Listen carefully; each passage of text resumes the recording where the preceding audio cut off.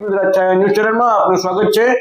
આજે વાત કરવી છે ભાવનગરમાં આવી રહેલા ઇંગ્લિશ દારૂની। ઇંગ્લિશ દારૂ ભાવનગરમાં બે રોકટોક વારંવાર ઝડપાય છે। આ માલ ક્યાંથી આવે છે, કોણ લાવે છે, કોઈ સીમાઓ નથી રહી। ગમે ત્યારે ભાવનગર ઇંગ્લિશ દારૂનો હબ બની ગયું હોય તેવો માહોલ છેલ્લા ઘણા દિવસોથી જોવા મળી રહ્યો છે। બુટલેગરોની હિંમત કઈ રીતે ચાલે કે આટલો મોટો પ્રમાણમાં દારૂનો જથ્થો ભાવનગર સુધી પહોંચાડે।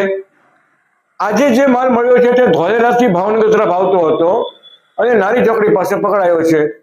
કુલ 175 પેટી ઇંગ્લિશ દારૂ છે અને બાકી બિયરના ટીન છે।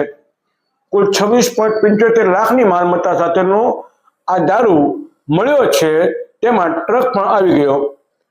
પોલીસે આ મામલે બે આરોપીઓને गिरफ्तार કર્યા છે અને બીજા 7ની સંડોવણી ખુલી છે। આ જે બેને गिरफ्तार કર્યા છે એ ઉપરાંત 7 એટલે કુલ 9 આરોપીઓ આ પ્રકરણમાં સંડોવાયેલા છે। આ જે 9 આરોપીઓમાં ભાવનગરના કેટલાક શખ્સોનો પણ સમાવેશ થાય છે।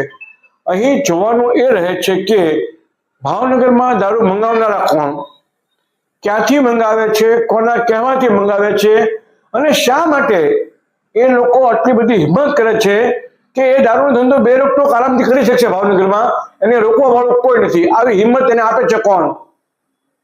આ મામલે તટસ્થ તપાસ થવી જોઈએ। મને રજા આપશો। નમસ્કાર।